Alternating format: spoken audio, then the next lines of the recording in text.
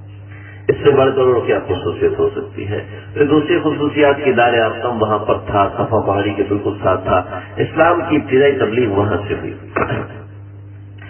یہ یہاں تک بات چل گئی آپ کی نبوت کے 3 برس تک، یعنی آپ صلی اللہ علیہ وسلم کی عمر 42 یا 43 برس، 40 برس کی عمر میں نبوت ملی، 40 برس کا داخل ہونا تھا کہ آپ کو نبوت ملی۔ 8 ربیع الاول کو آپ کی پیدائش ہے اور 8 ربیع الاول کو آپ کو نبوت مل گئی، یا 12 ربیع الاول کو آپ کو نبوت مل گئی۔ تو یہ نبوت ملی ہے 40واں برس، 41واں برس، 42واں برس، یہ گزر گیا۔ اب 43واں برس ہے یا 42ویں برس کا کچھ حصہ ہے، بعض محدثین کے نزدیک، سیر نگاروں کے نزدیک 44واں برس شروع ہو چکا ہے آپ کی زندگی کا، اور اس کے اندر آپ نے سرعام تبلیغ کرنا شروع کیا۔ جب سرعام تبلیغ کرنا شروع کیا تو میں اس کے کچھ حصہ کر چکا ہوں کہ آپ نے سب کو صفا پہاڑی کے پاس جمع کیا، جمع کر کے سب کو آپ نے ایمان کی دعوت دی، تو ابو لہب نے کہا تبا لک سائر اليوم۔ تو اس کی کچھ باتیں پیش کرتا ہوں۔ اس سے پہلے کفار نے آپ صلی اللہ علیہ وسلم نے جب خفیہ تبلیغ کرتے تھے تو کفار کو کوئی اس میں اتنا مسئلہ نہیں ہوتا تھا، لیکن جب آپ نے علی اعلان تبلیغ کرنا شروع کی اور لات، منات، عزا، ہبل کو برا کہنا شروع کیا، ان کے 360 بتوں کو بے اختیار کہنا شروع کیا، ان کو آپ نے ثابت کرنا شروع کر دیا کہ یہ ٹھیک نہیں ہے، ان کے ہاتھ میں کوئی طاقت نہیں ہے، وغیرہ وغیرہ، یہ جب آپ نے ثابت کرنا شروع کیا تو کفار کو اس سے بڑی تکلیف ہوئی۔ لیکن آپ چونکہ معزز ترین تھے اور ایسے معزز تھے کہ کوئی اس کے مقابلے میں ہو نہیں سکتا تھا، حجر اسود کو نصب کرنے والا شخص، ظاہر بات ہے آپ کے پاس خود ابو لہب، ابو جہل، ابو سفیان، یہ سارے آپ کے پاس امانتیں رکھوایا کرتے تھے۔ تو اب امانتیں اور ایماندار ہونے کا لقب جس کو دے رہے ہیں، ابو جی کو کہہ رہے ہیں کہ یہ گندا ہے، تو ایسا نہیں کر سکتے تھے۔ چنانچہ ابو طالب کے پاس آئے، ابو طالب سے کہنے لگے کہ آپ کی ہمارے اندر ایک منزلت ہے، آپ کا ہمارے اندر ایک مقام ہے، آپ اپنے بھائی کے بیٹوں کو روکو کہ اپنی تبلیغ کرتا ہے کرے، لیکن ہمارے بتوں کو برا نہ کہے، ہمارے بتوں کے بارے میں کچھ اچھی بات نہ کرے۔ چنانچہ ابو طالب نے کہا کہ ٹھیک ہے میں کرتا ہوں بات۔ چنانچہ آپ صلی اللہ علیہ وسلم کے پاس آئے ابو طالب، تو یہ سارے قصہ سنایا۔ آپ صلی اللہ علیہ وسلم یہ سمجھے کہ شاید ابو طالب مجھے چھوڑنا چاہتے ہیں، یہ تھک گئے ہیں، یہ میری حمایت سے تھک چکے ہیں، لہذا یہ میری حمایت مزید کرنا نہیں چاہتے، مجھے چھوڑنا چاہتے ہیں۔ چنانچہ آپ صلی اللہ علیہ وسلم نے وہ تاریخی جملے بولے جو ہمارے بچے کو معلوم ہیں۔ آپ صلی اللہ علیہ وسلم نے فرمایا یا عم واللہ لو وضع الشمس فی یمینی والقمر فی یساری الا ان اترک هذا الامر واللہ ما اترک هذا الامر، کہ اگر یہ میرے دائیں ہاتھ پہ سورج رکھ دیں اور بائیں ہاتھ پہ چاند رکھ دیں، پھر بھی اللہ کی قسم میں اپنے اس کام کو نہیں چھوڑوں گا۔ آپ نے فرمایا اور ثم استعبر رسول اللہ صلی اللہ علیہ وسلم دمع العین فبکا ثم قام وذهب، آپ رونا شروع ہو گئے اور آپ اٹھے اور جانے لگے۔ تو ابو طالب کہنے لگے یا ابن اخی، اے میرے بھائی کے بیٹے، قل ما احببت، جو تیرا جی چاہتا ہے تو کہا کر، جو تیرا جی چاہتا ہے کہا کر، واللہ لن یصلوا الیک بجمعہم حتی اوصل فی التراب دفینا۔ اس کے بڑے ابو طالب کا بڑا مشہور قصیدہ ہے لولا الملامة وحضار مصبة لوجدتني سمحا بذاك مبينا فضى بأمرك لم تصبك صبابة ولقد صدقت وكنت قبل أمينا لولا الملامة وحضار مصبة لوجدتني سمحا بذاك مبينا والله لن يصلوا إليك بجمعهم حتى أوصل في التراب دفينا۔ اللہ کی قسم واللہ لن يصلوا إليك بجمعهم، سارے مل کے آ جائیں پھر بھی آپ تک نہیں پہنچ سکتے، حتی اوصل فی التراب دفینا، یہاں تک کہ ہم مٹی کے اندر دفن ہو جائیں، اس کے بعد کوئی پکڑے تو پکڑے، لیکن ہمارے ہوتے ہوئے کوئی آپ کو ہاتھ نہیں لگا سکتا۔ ابو طالب کا ایک مقام تھا، کیونکہ عبد المطلب کے بیٹے تھے، اور عبد المطلب کے ایسے بیٹے تھے کہ جن کے اوپر بڑا ناز ہوا کرتا تھا، جن کی سرپرستی ہوا کرتی تھی۔ ابو لہب بھی بیٹا تھا، لیکن ابو لہب کی حرکتیں میں بتا چکا ہوں کہ خانہ کعبہ سے چوری کی تھی، اس کی وجہ سے وہ بدنام ہو گیا تھا. حارث کا انتقال ہو چکا تھا اور حمزہ اسلام قبول کر چکے تھے. حمزہ کا اسلام آگے ذکر ہوگا، لیکن حمزہ جو ہے اپنی جگہ پہ بہادر تھے، ان کو ایک اپنی عزت تھی، لیکن چھوٹے تھے. وہ حضرت آپ صلی اللہ علیہ وسلم کی عمر کے تھے حضرت حمزہ، تو چھوٹے تھے. اور بڑے ابو طالب بھی تھے جو بزرگوں میں شمار ہوتے تھے، جن کے داڑھی کے بال بھی سفید تھے، تو ان کا زیادہ ادب کیا کرتے تھے. پھر ان کے پاس ایک دوسری تصویر آئی، کہنے لگے اگر آپ کا بھتیجا آپ کی بات نہیں مانتا کوئی بات نہیں، ایسا کر لیتے ہیں عمارہ بن ولید بن مغیرہ، یہ بڑا خوبصورت نوجوان تھا، یہ آپ ہم سے لے لو، اس کو اپنا بھتیجا بناؤ اور اپنے بھتیجوں کا ہمارے حوالے کر دو. کیا کرو گے؟ ہم نعوذ باللہ ان کو قتل کریں گے. کس قدر بے وقوف لوگوں، تم میرے بھتیجے کو لے کر اس کو قتل کر دو، میں تمہارے بھتیجے کو لے کے کھلاؤں پلاؤں. کیسے بے وقوف ہو. جب انسان عقل سے اندھا ہو کر کسی کی مخالفت بناتا ہے تو اس سے اس نوعیت کی باتیں ہو جاتی ہیں. یہ آپ صلی اللہ علیہ وسلم کی عمر چشم تصور میں دیکھیں 42 سے 43 سے 44 برس ہے. اس بات پہ سب پہ اتفاق ہے کہ یہ عمر کا وہ حصہ گزر رہا ہے جب آپ صلی اللہ علیہ وسلم کو تکالیف کی ابتدا ہوئی. تکالیف کی کیسے ابتدا ہوئی یہ جو میں نے آپ کے سامنے عرض کیا. پھر ابو جہل نے ایک پتھر اٹھایا اور بہت بڑا پتھر تھا، اتنا بڑا پتھر تھا جیسے گٹھڑی انسان سر پہ رکھ لیتا ہے، اتنا بڑا پتھر تھا. یہ واقعے سے معلوم ہو رہا ہے کہیں پتھر کی سائز اور وزن نہیں لکھا ہوا، واقعے سے معلوم ہو رہا ہے کہ اس نے سر پہ اٹھایا. تو سر پہ کوئی چھوٹے سے بینٹے جتنے پتھر کو تو نہیں اٹھا سکتا، سر پہ بڑا پتھر اٹھایا. اور واقعے سے معلوم ہو رہا ہے کہ اس کے ہاتھ اس پتھر میں پھنسے ہوئے تھے. تو ہاتھ پتھر میں پھنسے ہوئے تو اس کا مطلب یہ ہے کہ بڑا پتھر ہوگا. تو ایسا ہوا کہ اس نے کہا کہ آج یہ جیسے ہی سجدے میں جائیں گے مجھے بتانا، میں پتھر ان کے اوپر گرا کے ان کو ختم کر دوں گا. جو قصاص لینا ہے مجھ سے لے، لیکن میں یہ فتنہ ختم کر دوں. نعوذ باللہ من ذالک. یہ اس نے کہا ابو جہل نے. اور وہ پاس آیا تو بدر کے بھاگا. جس سے دروازے سے داخل ہو نا تو کوئی آگے سے ہو کرتا ہے تو آدمی ایک قدم آگے رکھتا ہے 2 قدم پیچھے رکھتا ہے. یہ دروازے سے داخل ہو گیا، یہ ڈرانا نا یہ منع ہے. حضرت تھانوی رحمۃ اللہ نے منع فرمایا، آداب معاشرت کے خلاف ہے. اس سے کسی کا نقصان ہو سکتا ہے، کسی کا ہارٹ بیٹ خراب ہو سکتی ہے، کوئی دل کا مریض ہو، کوئی پھسل کے گر گیا، ٹانگ وانگ ٹوٹ گئی، کوئی مسئلہ ہو سکتا ہے. تو وہ ایسے بھاگا، اچانک سے بھاگا. جب وہ بھاگا بدر کے بھاگا تو وہ جو پتھر تھا وہ ڈس بیلنس ہو گیا. تو ایسا ہوا کہ اس کے ہاتھ، دونوں ہاتھ یا اس کے ایک ہاتھ اس پتھر میں پھنس گیا. جب ہاتھ پتھر میں پھنس گیا تو ہاتھ نیچے نہیں آ رہا، پتھر نہ دائیں جا رہا نہ بائیں جا رہا ہے. یہ پھنس گیا یہاں پر، پتھر بھرنا شروع ہو گیا یہاں تک کہ سر پہ اٹک گیا. پھر لوگوں نے مزدور بنائے، پھر توڑ غلام بنائے، توڑ کے اس پتھر کو نکالا. پھر پوچھا کیا ہوا، تو کیوں بھاگا تھا؟ پہنچ گیا تھا، کام تمام ہونے والا تھا، تو نے کیوں بھاگا وہاں سے؟ اس کے پاس نہیں تھا. کہنے لگا مسئلہ یہ ہوا، 2 روایتیں. ایک روایت میں کہنے لگا کہ میں نے آگ کی بہت بڑی خندق اچانک میرے سامنے آ گئی، اگر میں پیچھے نہ بھاگتا تو اس میں گر جاتا. اور دوسری روایت یہ کہ بہت بڑا اژدہا میرے سامنے آ گیا جس کی وجہ سے میں بدر کے بھاگا کہ میں ایک قدم بھی آگے بڑھتا تو وہ مجھے اسی وقت نگل کے ختم کر دیتا. تو یہ ابو جہل نے ایسا ستانے کی کوشش کی. پھر تبت یدا ابی لہب وتب نازل ہو چکی تھی، میں بتا چکا ہوں. اس کے بارے میں ایک بات، ام جمیل اس کا نام تھا عورہ اس عورت کا نام تھا. بعض روایت میں عروہ بنت حرب. یہ ام جمیل ابو لہب کی بیوی تھی، اور ابو لہب کی بیوی ہونے کے ساتھ یہ ابو سفیان کی بہن بھی تھی.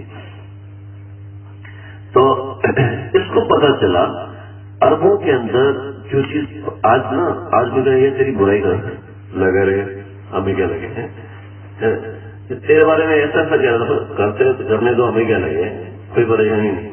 لیکن میں آپ کو بتاؤں، میرے پاس ایک بہت پڑھا لکھا آدمی ہے، بہت زیادہ، پاکستان کا جو اس وقت سب سے اوپر ادارہ تعلیم کے اندر، اس کا پروفیسر وہ میرے پاس آئے.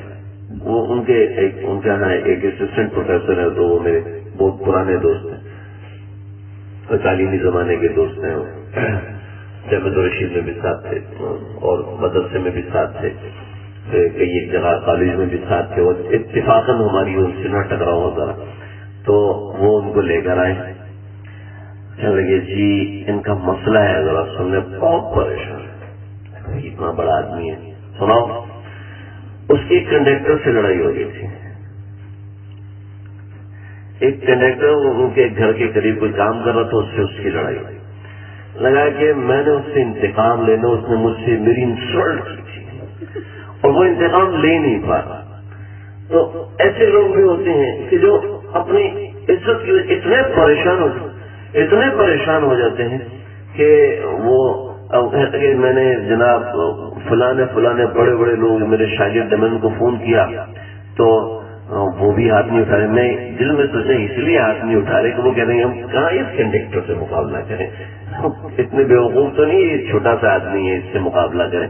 تو اس نے ایک عزت کو انا بنا دیا، جیسے کسی گنجے سے کسی نے پوچھا تیری سب سے بڑی خواہش کیا ہے؟ کہنے لگا میری سب سے بڑی خواہش یہ ہے کہ سارے شہر کے لوگ گنجے ہو جائیں، ہے نا، سارے شہر کے لوگ گنجے ہو جائیں۔ اس کو یہ توفیق نہیں ہوئی کہ یہ دعا مانگے کہ اللہ کرے مجھے بال مل جائے، مجھے اکیلے کو بال مل جائے، سارے شہر کے لوگ گنجے ہو جائیں۔ تو ایسے لوگ ہوتے ہیں جن میں کڑن کا مادہ زیادہ ہوتا ہے، جلن کا مادہ، کسل کا مادہ جن میں زیادہ ہوتا ہے، تو یہ ایسے لوگ ہوتے ہیں۔ لوگ کفار کے ساتھ بھی کچھ ایسا ہی مسئلہ تھا، یہ خاص طور پہ اس کے ساتھ تو کچھ ایسا مسئلہ تھا۔ اس کو کس نے بتایا کہ محمد صلی اللہ علیہ وسلم نے تمہاری ہجو کی ہے، تمہاری برائی میں، وہ تبت یدا ابی لہب وتب، اس کو یہ نہیں پتا تھا کہ میرے بارے میں ہوا کیا ہے، بس کسی نے بتایا کہ تیری ہجو کی ہے، اٹھایا پتھر آ گئے، حرم میں آ گئے۔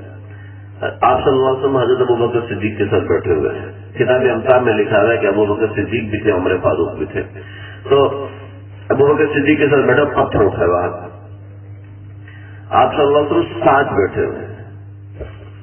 ابوبکر صدیق سے تمہارا دوست کہاں ہے؟ ارے کیا ہوا اتنے غصے میں کیوں ہو؟ اس کے بارے میں مشہور تھا کہ یہ کسی کے مقابلے میں کھڑی ہو جائے تو پھر عرب کے سب لوگ اس کے ساتھ کھڑے ہو جاتے ہیں، کیونکہ ایک تو ابو لہب سردار اس کی بیوی، دوسرا ابو سفیان سردار اس کی بیوی، ابو لہب قریش اور وہ بنو امیہ، دو بڑے بڑے قبیلے، ظاہر بات ہے ان دونوں قبیلوں سے اس کا تعلق، وہ بہت بڑی عورت تھی، اب اس سے مقابلہ کرنا مناسب نہیں تھا۔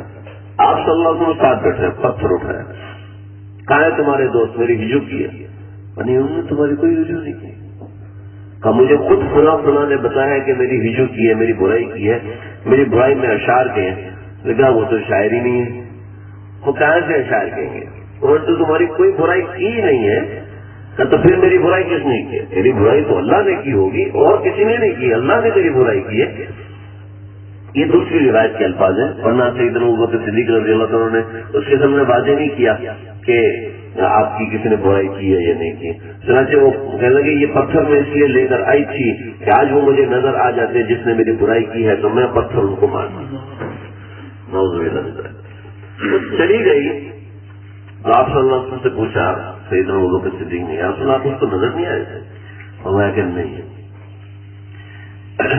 اللہ تعالیٰ نے ایک فرشتہ میرے اوپر مقرر کر دیا تھا، اس نے میرے اوپر پر پھیلا دیے تھے، میں پروں میں تھا، نظر نہیں آ رہا۔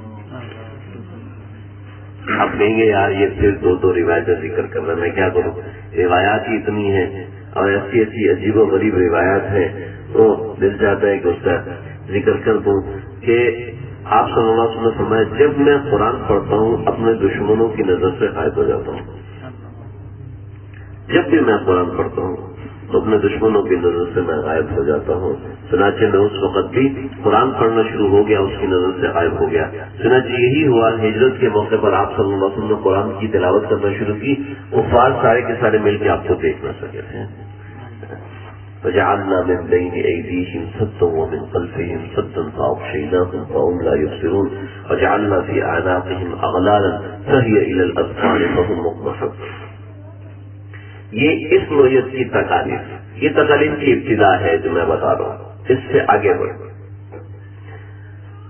عتبہ بن ابو لہب یہ آپ صلی اللہ علیہ وسلم کا چچا کا بیٹا تھا، یہ آپ صلی اللہ علیہ وسلم نے اپنی بیٹی حضرت رقیہ کا نکاح اس سے کیا تھا.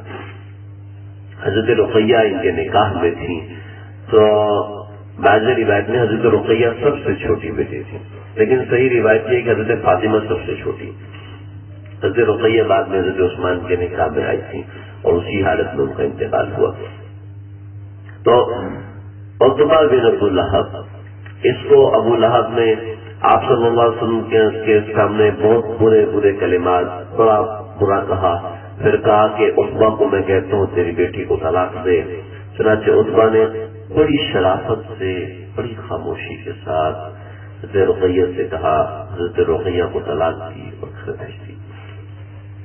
آپ صلی اللہ علیہ وسلم کو خاموشی سے کی گئی، کچھ بھی نہیں. اور سیدھا حضرت عثمان سے حضرت رقیہ کا نکاح کر دیا. حضرت رقیہ کی رخصت ہی نہیں ہوئی تھی، حضرت رقیہ بھی رخصت ہو کے گئی نہیں تھی. پھر عتبہ بن ابی لہب نے فتح مکہ کے موقع پر اسلام قبول کیا اور مسلمان ہو گیا. تو یہ عتبہ پھر صحابہ میں شمار ہوا. اور دوسری طرف یہ اس کی خاموشی اور سنجیدگی، اس کی وجہ سے اللہ نے ان کو ایمان دیا. یہ کوئی اور وجہ بھی ہو سکتی ہے، بہرحال ابھی تو سامنے یہ ہے. دوسرے عتیبہ بن ابی لہب، عتیبہ بن ابی لہب بہت بدزبان، بہت بد اخلاق اور بڑے گندے کردار کا مالک تھا. یہ آیا حرم شریف میں سب کے سامنے، سب کو مخاطب کر کے بلایا. یہ کلمات ادا کرنا بہت مشکل ہے، لیکن بتانا مقصود ہے کہ اللہ کے نبی نے دین کے لیے کس قدر تکالیف اٹھائی. ایسی تکالیف جو ہم لوگ شاید برداشت کرنے کے تحمل تو بات کی بات ہے، شاید سننا بھی بڑا مشکل ہے، زبان سے کہنا بھی ایسا مشکل ہے کہ مجھے ترغیب کرنی پڑ رہی ہے. بعض لوگوں کو ایسی بات اگر سیدھی کہہ دی جائے تو بعض لوگوں کو اشکال بھی ہونا شروع ہو جاتا ہے. میں کہتا ہوں بھی اشکال بہت اچھی بات ہے، اشکال ہونا چاہیے. آپ سوال کریں گے، اس سے معلوم ہوگا کہ ماشاءاللہ آپ کو سمجھ میں آ رہا ہے، اور بہت ہی اچھی چیز ہے کسی کا سوال کرنا، بہت ہی اچھی بات ہے کسی کو اشکال ہو. لیکن اشکال کی بنیاد دیکھیں، کوئی بندہ سویا ہوا ہے، کہیں مجھے ایک اشکال ہے. تو کیا اشکال ہے؟ آواز ہلکی آ رہی ہے. یہ کوئی اشکال تو نہ ہوا نا. یہ جو بات ہے نا، یہ دل ماننے کو تیار نہیں ہے، یہ اس لیے مجھے اشکال ہے. ایسا نہیں، اشکال اس کو کہتے ہیں. آپ نے ایک قصہ اور طریقے سے سنا ہوا تھا، اور یہاں پر آپ کو قصہ کسی اور طریقے سے سنایا گیا. نہیں یار، دونوں کے اندر تضاد ہے. وہ کچھ اور تھا، یہ کچھ اور ہے. دونوں میں ہو سکتا ہے جوڑ پیدا ہو جائے، ٹھیک ہے، اس میں کوئی مسئلہ نہیں. لیکن وہ کہہ رہے ہیں کہ جی مشرق سے نکلا، یہ کہہ رہے ہیں جی مغرب سے نکلا ہے، تو اشکال ہے. کون سی بات ٹھیک ہے؟ اس کو کہتے ہیں اشکال ہونا. یہ بات دل نہیں مان رہا بھائی. جب ایک بات حوالے سے بتائی جا رہی ہے، آقا صلی اللہ علیہ وسلم کی حدیث کے ساتھ بتائی جا رہی ہے، صحابہ کے شواہد کے ساتھ بتا رہی ہے، تو اب دل نہیں مان رہا، تو یہ آپ کا اور ہمارا قصور ہے. تو اللہ کے نبی نے کیا برداشت کیا، کہاں تک معاملہ ہوا. یا محمد، عتیبہ ہے، عتیبہ بلایا، یا محمد آپ تشریف لے گئے. بس اپنی وجہ آپ کے چہرے پہ تھوک پھینکا صلی اللہ علیہ وسلم، رد علیہ ابنتہ، اور بچی کو کہا کہ لے جا اپنی بیٹی. میں نہ اس سے ملنا چاہتا ہوں، نہ میں اس کو اپنے پاس رکھنا چاہتا ہوں، نہ میں اس کو ہاتھ لگانا چاہتا ہوں، اور میں اس کو طلاق دیتا ہوں. یوں کر کے آپ کو طلاق دی، آپ کی بیٹی کو طلاق دی. یہ ایسا گندا لہجہ تھا، تھوک پھینکنے کو آپ برداشت کر کے پی گیا، بدتمیزی کو پی گئے. لیکن جب بیٹی کو دھکا دیا، بیٹی کو طلاق دی، تو وہ لوگ سن لیں جو دوسروں کی بیٹیوں کے ساتھ کچھ ایسا ناروا سلوک کرتے ہیں کہ بیٹی جو بہو گھر میں آئی ہوئی ہے اس کو اپنی بیٹی نہیں سمجھتے، اس کو بہو سمجھتے ہیں، بلکہ بہو سمجھتے ہیں، اس کے ساتھ ایسا معاملہ کرتے ہیں. دیکھ لے اللہ کے نبی کا کیا تاثر تھا. پھونک پھینکنے پر کچھ نہیں کہا، لیکن جب طلاق دی نا اللہم بعث علیہ کلبا من کلابہ، ایک دوسری روایت میں اللہم سلط علیہ کلبا من کلابہ، اللہ اپنے کتوں میں سے کتا مسلط کر دے۔ محدثین نے لکھا ہے کہ آپ نے یہ بد دعا 3 مرتبہ کی ہے، اللہم سلط علیہ کلبا من کلابہ، اللہم سلط علیہ، اے اللہ اس کے اپنے کتوں میں سے کتا مسلط کر، اے اللہ اپنے کتوں میں سے کتا مسلط کر، اے اللہ کتوں میں سے کتا مسلط کر۔ یہ 3 مرتبہ آپ نے بد دعا دی۔ ابو طالب کہنے لگے ما کان اغناک یا ابن اخی، اتیبہ بھتیجا تھا نا حضرت ابو طالب کا، بھتیجا بھی تو تھا، لگے اے بھتیجے اب تو نہیں بچتا، اب تیری خیر ہے، اب اپنی حفاظت کا انتظام کر لے۔ چنانچہ اس نے جا کے قصہ سنایا آپ نے باپ ابو لہب کو۔ ابو لہب کہنے لگا لوگوں میں شام جا رہا ہوں اپنے بیٹے کے ساتھ، تم جانتے ہو میرا تمہارے اوپر حق ہے، تم جانتے ہو میرا تمہارے اوپر ایک ذمہ ہے، تم مجھے جانتے ہو میں تمہارے اوپر احسانات کیے، کہاں کیا آج میری مدد کر دو؟ کیا ہوا؟ کہ محمد صلی اللہ علیہ وسلم نے بددعا دے دی ہے، اب تو یہ نہیں بچتا، سب جانتے ہیں اب نہیں بچتا، لیکن کیا کریں؟ نکلو یہاں سے، نکلے شام کی طرف گئے۔ ایک کنیسہ، دیکھیں جیسے مسجد ہوتی ہے نا، مسجد کا تو ایک دروازہ، کنیسہ کا عام طور پر صرف ایک دروازہ ہوا کرتا، زیادہ دروازے نہیں ہوتے، صرف ایک دروازہ۔ مسجد میں زیادہ سے زیادہ روشنی زیادہ محبوب ہے، کنیسہ میں زیادہ سے زیادہ اندھیرا زیادہ اچھا ہوا کرتا تھا، اس وجہ سے میں کھڑکیاں بناتے تھے، میں دروازے بنایا کرتے تھے۔ چنانچہ کنیسہ میں لے کر گئے، اب خود دیکھیں صرف ایک دروازہ ہے، بھی چھوٹا سا، اندر گئے۔ کنیسہ کے اندر پہلے نمبر پہ اونٹ بٹھائے، سب لوگوں نے اونٹوں کا دائرہ لگایا، پھر اس کے بعد سامان رکھا، پھر اس کے بعد سب لوگ سوئے، پھر اس کے درمیان میں عتیبہ کو سلایا، اس کے درمیان میں عتیبہ کو سلایا۔ جب سلا دیا، جب سب سو گئے، آرام سے ایک شیر آیا، شیر، ایک روایت میں اس نے شیر نے تھپڑ مار کے منہ پھاڑ دیا، بندہ مر گیا۔ ایک روایت میں ہے کہ تھپڑ مار کے سر پھاڑ دیا، اس کو ختم کر دیا۔ ایک روایت میں کہ منہ جو ہے اپنے پورے منہ میں لے کے، جو شیر کا منہ نا اچھا خاصا بڑا ہوتا ہے، اس کے منہ میں لے کے اور اس کو پوری طریقے سے بھمبوڑا، جب پوری طریقے سے بھمبوڑا تو اس کا ساری رگیں پھٹ گئی، سر پھٹ گیا، جس سے اس کا انتقال ہو گیا، جس سے وہ مربوط مر گیا۔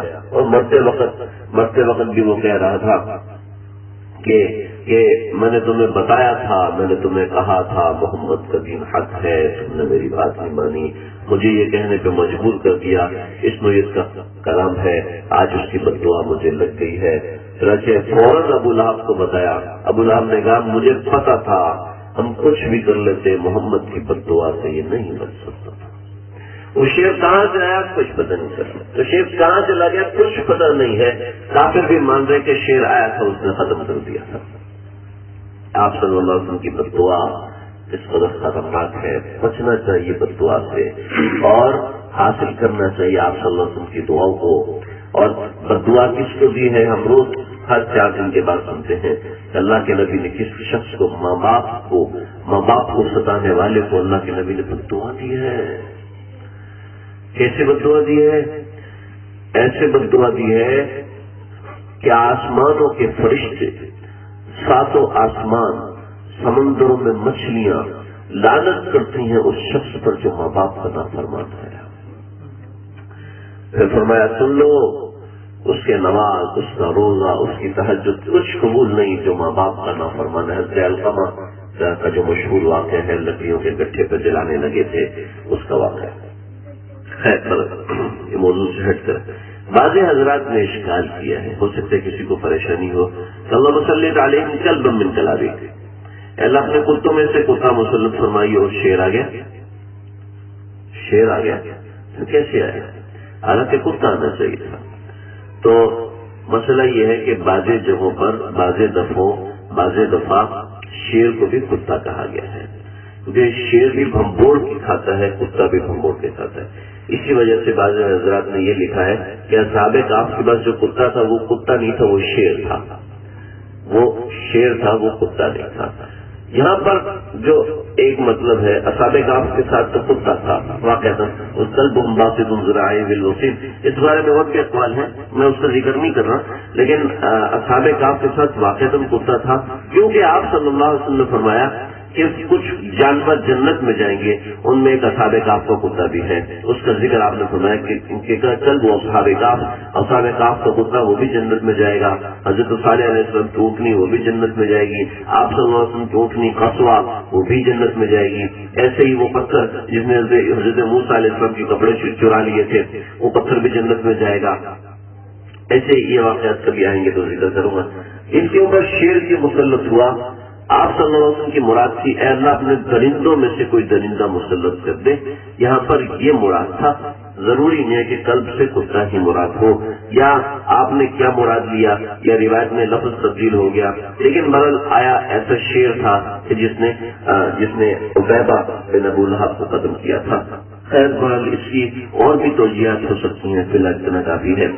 عقبہ بن ابی معیط نے، یہ وہ چیز ہے یہ بڑا مشہور واقعہ ہے، آپ صلی اللہ علیہ وسلم حرم شریف میں نماز پڑھ رہے تھے اور آپ سجدے میں جانے والے تھے، تو ابو جہل نے، پہلے یہ ہوتا تھا کہ لوگ جانور حرم شریف کے احاطے میں ذبح کرتے تھے، ابھی تو اس کو باؤنڈری وال بنا دی، پہلے کوئی باؤنڈری وال نہیں ہوتی تھی، صرف حرم شریف کعبہ مبارک ہوتا تھا، لوگ آتے تھے طواف کر کے چلے جاتے تھے، ابھی تو جو عمارت بنا دی وہ عمارت بن گئی، پہلے یہ کھلا ہوتا تھا تو لوگ وہاں پر جانور کو ذبح کر دیا کرتے تھے، ایسے ایسے معاملات ہوا کرتے تھے، تو جانور ذبح کر کے وہاں پر اوجری اور اس طرح کی چیزیں ڈال دیتے تھے، تو وہ جہل نے کہا کہ فلاں جگہ پر اوجری رکھی ہے،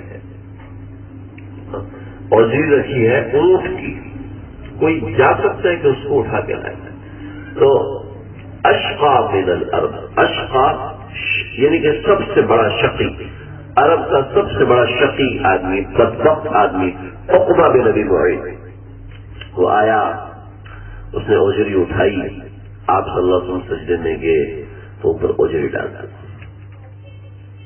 حضرت ابن مسعود بہت چھوٹے کرتے تھے، بہت چھوٹے کرتے تھے، حضرت ابن مسعود کا قد روایتوں میں لکھے 4-4.5 فٹ، اتنا چھوٹا قد تھا، اتنا چھوٹا قد تھا کہ باپ اپنا نام ان کے ساتھ نہیں لگانے دیتا تھا کہ میرا نام مت لگاؤ، یہ بہت چھوٹے کرتے ہیں، اتنا چھوٹا قد تھا ابن مسعود کا، اور وہ جہل اور ابو لہب اتنے اونچے تھے کہ جسے ہم اس موٹر سائیکل پر بیٹھتے ٹانگ اٹھائی اور موٹر سائیکل پہ بیٹھ گئے۔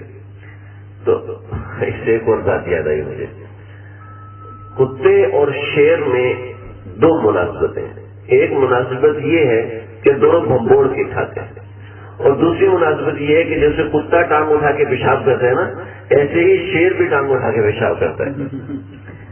یہ سیرت نگاروں نے مشابہت لکھی ہے تو اس وجہ سے شیر کو اس سے ملا دیا، کتے سے ملا دیا، خیر برحال یہ کوئی بھی توجہ ہو سکتی، جیسے ہم آرام سے موٹر سائیکل پہ بیٹھ جاتے ہیں ایسے ہی لوگ گھوڑے پر بیٹھتے تھے، تو کچھ سوچے کہ کتنا اونچا قد ہوگا، کیسا اونچا قد ہے۔ میرے ایک ساتھی ہیں بہت لمبے ہیں، ہمارے حضرت جب ان کی شادی نہیں ہوئی تھی تو تمہارے حضرت فرماتے تھے بھائی اس کے لیے 4.5 فٹ کے 2 لے آؤ 4.5 فٹ کی 2 لے آؤ، اتنا لمبا اس کی سائز کی ملے گی نہیں، تو وہ اتنے لمبے ان کے قد ہوا کرتے تھے۔ ایک مرتبہ وہ میرے ساتھ آتے جاتے تھے، غرفہ آنا جانا میرے ساتھ ہوتا تھا ان کا، ایک مرتبہ بیٹھنے لگے بائک پر، تو ابھی کھڑے تھے تو میں نے بائک چلا لی، بائک ان کے نیچے سے نکل گئی، تو پیچھے سے مجھے فون کیا، میں تو بھی بیٹھا ہی نہیں ہوں تمہارے ساتھ، بائک نیچے سے نکل گئی۔ ایسے حضرت ابن عباس کے ساتھ ہوتا تھا کہ نیچے پاؤں ٹکاتے تھے، گھوڑا نیچے سے نکل جاتا تھا، اتنا اونچا قد تھا۔ تو ابن مسعود کہنے لگے میں کھڑا تو ہوا لیکن یہ سارے اتنا ہنس رہے تھے کہ ہنس کے ایک دوسرے پہ گر رہے تھے، میں نے بہت غور کیا، مجھے سمجھ میں نہیں اس میں ہنسنے والی کون سی بات تھی، لیکن بہرحال ان کے دل میں عداوت تھی، بغض تھا، نفرت تھی، نعوذ باللہ من ذالک، تو وہ ایک دوسرے پہ گر رہے تھے اور ہنس رہے تھے۔ میں کھڑا تو ہوا لیکن میری ہمت نہیں ہوئی کہ میں آگے بڑھوں یا کچھ کروں، تو کسی نے جا کے حضرت فاطمہ کو بتایا، حضرت فاطمہ توڑتی ہوئی آئی اور اوجری ہٹائی اور پھر آگے بڑھ کے ابو جہل کو، ابو لہب کو، ابو ابی معیط کو، ان سب کو گالیاں دینا شروع کر دی. جب آپ صلی اللہ علیہ وسلم نے نماز پوری کی ان کو روک دیا اور پھر فرمایا اللہم اشدد وداعک علی مضر سنین کسن یوسف اللہم علیک بابی الحکم بن حشام یعنی ابو جہل وعتبۃ بن ربیعہ وعقبۃ بن ابی معیط وامیۃ بن خلف، یہ 4 لوگ تھے. بعض روایتوں میں شیبہ بن ابی ربیعہ، ولید بن عیینہ ان کا نام بھی لکھا ہوا ہے، لیکن بہرحال یہ 4 لوگ تھے. ان 4 لوگوں کی وجہ سے ابو لہب میں نے غلط بولا، ابو جہل تھا، عتبہ بن ابی ربیعہ تھا، عقبہ بن ابی معیط تھا اور امیہ بن خلف تھا. تو آپ صلی اللہ علیہ وسلم نے فرمایا بد دعا کی، ان 4 کے لیے الگ بد دعا کی اور پھر یہ بد دعا کی اے اللہ اللہم علیک بقریش، اللہم علیک بقریش، اللہم علیک بقریش، 3 بار بد دعا کی. اے اللہ قریش کو پکڑ، اے اللہ قریش کو پکڑ. چنانچہ کیا ہوا، ان کے اوپر بارش آنا بند ہو گئی. ایسی بارش آنا بند ہوئی کہ بھوکوں مرنے لگے. تو وہ سفیان نے سارے عرب کو، سارے قریشیوں کو اکٹھا کیا اور وہ آئے اور آپ صلی اللہ علیہ وسلم کے پاس کہنے لگے یا محمد انک تزعم انت بعثت رحمت للعالمین. تو یہ سمجھ تو یہ بتایا ہوا ہے کہ تو نے تو یہ دعویٰ کیا ہوا ہے کہ تو اللہ کی طرف سے رحمت ہے. تو یہ دیکھ ہمارے اوپر کیسا عذاب آیا ہوا ہے. آپ ہمارے لیے دعا کیجیے، آپ ہمارے لیے بارش کی دعا کیجیے. چنانچہ آپ نے ان کو بیچارگی کی حالت میں دیکھا تو آپ نے فوراً دعا کے لیے ہاتھ اٹھائے. جیسے آپ نے ہاتھ اٹھائے تو بارش برسنا شروع ہے. اتنی برسی کہ یہ گھبرا گئے. 7 دن کے بعد آئے یا رسول اللہ دعا کیجیے ہم ٹھیک ہو جائیں گے، ہم ایمان لے آئیں گے، آپ دعا کر دیجیے بارش بند ہو جائے. چنانچہ آپ نے دعا کی، بارش بند ہوئی. ہوا کیا جادو ہے جو بادلوں پہ بھی چلتا ہے، نعوذ باللہ من ذالک. تو یہ کفار کا حال تھا. ایسے آپ صلی اللہ علیہ وسلم کو تکالیف دیا کرتے تھے. یہ کچھ تکالیف کی ابتدا ہے. آگے تکالیف یہ تو آپ سمجھ رہے ہوں گے کچھ ہلکی سی چیزیں ہیں اور ایسی چیزیں ہیں. ذرا وہاں مکہ کی گرمی میں ذرا بیٹھ کے سوچ کے دیکھیں کہ یہ تکالیف کیسی تکالیف تھی، یہ پریشانیاں کیسی پریشانیاں تھیں. آپ صلی اللہ علیہ وسلم نے ایک موقع پر فرمایا تمام انبیاء کو جو تکالیف دی گئی ان سب سے زیادہ تکالیف مجھے دی گئی. کیسے؟ نوح علیہ السلام اتنے پتھر مارتے تھے کہ وہ پتھروں میں دب جاتے تھے اور پھر فرشتے ان کو آگے نکالتے تھے یا بیٹے ان کو آگے نکالتے تھے. وہ دفن ہونے کے بعد دوبارہ نکلتے تھے. اتنے پتھر تو آقا صلی اللہ علیہ وسلم کبھی نہیں مارے گا، کسی نے نہیں مارے. پھر یہ ہے دیکھو گلی سے گزرتے ہوئے ایک آدمی گالی دے دے نا تو انسان کہتا ہے چاہنے تو یہاں کو مسئلہ نہیں، اور اپنا بچہ گالی دے دے تو پوری رات نیند نہیں آتی. میں نے اس کی پرورش کی، یہاں تک پرواہ چڑھایا، آج بھی مجھے گالی دے رہے. کئی باپوں کو ہارٹ اٹیک ہو گیا، کئی مائیں بے ہوش ہوگی بچے کی گالی سے. آقا صلی اللہ علیہ وسلم کو امت سے پیار اتنی محبت تھی، اتنا خیال تھا. کتنا خیال تھا. آپ صلی اللہ علیہ وسلم نے فرمایا کہ سب نبیوں کو اللہ نے ایک ایسی دعا دی ہے جو اللہ ہر صورت قبول کریں گے. اللہ ہر صورت اسی وقت قبول کر کے ظہور کریں گے. تمام انبیاء کو ایک دعا دی ہے لیکن میں نے وہ دعا محفوظ کر کے رکھی. اصل وہ دعا آپ نے کہاں کے لیے کس کے لیے قبول کر دو، کون خوش نصیب ہے جس کے لیے روک کے رکھے. آپ نے فرمایا میں نے یہ دعا اپنی امت کے گناہ گاروں پہ رکھی ہے کہ جو بخشے نہیں جائیں گے تو میں کہوں گا اے اللہ ان کو بخش کے میرے ساتھ جنت میں بھیج دیجیے. تو اللہ کے نبی نے وہ دعا روک کے رکھی. ساری زندگی نہیں مانگی اللہ حسین کو بچا دیں، حسین کی تقدیر تبدیل کرتے، جو اس پہ حادثہ ہونا ہے کسی اور پہ ڈالتے. یہ دعا نہیں کی. اپنی اولاد کے پاپوں کو دیکھ کر بھی وہ دعا نہیں کی بلکہ اپنی امت ہم جیسے لوگوں کے لیے. تو اللہ کے نبی کو اتنا پیار ہے، جس کو جتنا زیادہ پیار ہوتا ہے وہ اتنا زیادہ حساس ہوتا ہے. طائف والے پتھر مار رہے ہیں، پتھر کھاتے جا رہے ہیں اور پھر بھی کہتے جا رہے ہیں لوگوں اپنے اوپر رحم کرو، لوگوں اپنے اوپر رحم کرو. لوگ پتھر مار رہے ہیں پھر بھی ان کو نصیحت کر رہے ہیں، ان کو محبت سے سمجھا رہے ہیں. فرشتے آئے اے اللہ کے نبی اجازت دیجیے ان کو ختم کر دوں. فرمایا کہ نہیں، اگر اللہ نے میرے اختیار کا سوال کیا ہے، فرمایا کہ محمد صلی اللہ علیہ وسلم کو اختیار ہے، وہ اجازت دیتے ہیں تو تب اڑانا، ورنہ نہیں اڑانا، تو میں کہتا ہوں اے اللہ ان کو نہیں تو ان کی نسلوں کو ایمان دیتے ہیں۔ تو جو اتنی محبت کر، جس نے پتھر مارے، جس نے اتنا مارا، ان کے لیے دعائیں کرنے والا اپنی امت کے لیے کتنی دعائیں کرتا ہوں، میرے آپ کے لیے کتنی دعائیں کی ہوں گی۔ اور یہ آپ صلی اللہ علیہ وسلم کی زندگی کی کچھ حالات کا عمر کے 42، 43 اور 44 میں سے کچھ حصہ میں نے اس سے عرض کیا ہے۔ کچھ باتیں، بہت سی باتیں ہیں، انشاءاللہ آگے یہ سیرت کا درس چلتا رہے گا۔ یہ سیرت کا درس نمبر 18 آج مکمل ہوا۔ اللہ تعالیٰ ہم سب کو آپ صلی اللہ علیہ وسلم کے نقش قدم پر چلنے کی توفیق عطا فرمائے، آپ صلی اللہ علیہ وسلم کو درود و سلام بار بار پڑھنے والا بنائے، آپ صلی اللہ علیہ وسلم سے اپنا تعلق مضبوط کرنے والا بنائے۔ جس کا تعلق آپ صلی اللہ علیہ وسلم سے مضبوط ہو جاتا ہے، اس کا تعلق اللہ تعالیٰ سے مضبوط ہو جاتا ہے۔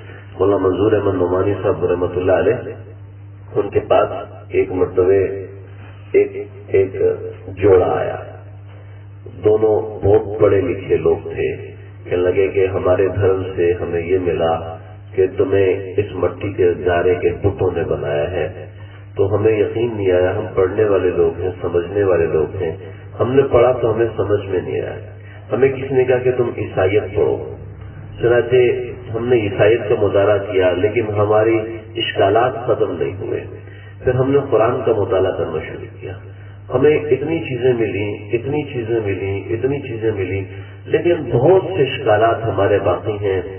آپ ہمیں جو وقت دے دیں، جو وقت مناسب سمجھیں وہ دے دیں، ہم مطمئن ہو جائیں گے تو ہم اس وقت میں آیا کریں گے، آپ کو تنگ نہیں کریں گے، اور اگر ہم مطمئن نہ ہوئے تو ہم اس وقت تک ہم آپ کو بتا دیں گے ہم مطمئن نہیں ہوئے۔ راجہ حضرت نے پوچھا کہ بتائیے آپ کے پاس وقت کتنا ہے؟ کہا کہ جب تک ہم مطمئن نہیں ہوں گے ہم کسی کام کو لے جائیں گے، ہم قریب میں ہوٹل میں رہائش لے لیں گے، آپ جو وقت دیں گے ہم آیا کریں گے۔ تو مولانا منظور احمد نعمانی صاحب نے ان کو وقت دیا، سننا ہے کہ آپ اس وقت تشریف لائیں۔ تو ان کا سب سے پہلا سوال کیا تھا؟ سب سے پہلا، ہمارے پاس ایک فہرست کا سوال ہوا، ان کا سب سے پہلا سوال تھا کہ اللہ کیسے ہیں، اللہ کتنے بڑے ہیں، اللہ کی شکل کیسی ہے، صورت کیسی ہے، ہمیں یہ بتائیے۔ مولانا منظور نعمانی صاحب نے سر جھکا لیا، فرمایا کہ میں معذرت چاہتا ہوں، میری اللہ سے ملاقات نہیں ہوئی ہے، میں نے اللہ کو دیکھا نہیں ہے، جب میری اللہ سے ملاقات نہیں ہے، میں نے اللہ کو دیکھا نہیں ہے، میں بتا نہیں سکتا کہ اللہ کیسے ہے، لیکن جس کی اللہ سے ملاقات ہوئی ہے اس کو میں اتنا اچھا جانتا ہوں جتنا اچھا اپنے باپ کو بھی نہیں جانتا، اپنی ماں کو بھی نہیں جانتا۔ اگر آپ اجازت دیں تو میں اس کے بارے میں آپ کو بتاؤں۔ چنانچہ کہنے لگے 15 دن تک وہ آتے رہے اور میں سناتا رہا، آتے رہے سناتا رہا، اور وہ سنتے رہتے اور روزانہ کپڑا لے کر آتے جو سارا کٹارا آنسوں سے بھیگ جاتا، اور وہ کہنے لگے کہ پردے سے میرے گھر والے سنتے، وہ بھی روتے رہتے، اور پھر میں ان کو آقا صلی اللہ علیہ وسلم کی زندگی کے احوال سناتا جاتا۔ 15ویں روز کہنے لگے بس مولانا اور اب کوئی سوال باقی نہیں رہا، میں کلمہ پڑھا۔ ہمارے آقا کی زندگی ایسی پیاری ہے کہ جس نے اللہ کو دیکھا ہے۔ اللہ تعالیٰ ہم سب کو سمجھنے کی توفیق عطا فرمائے۔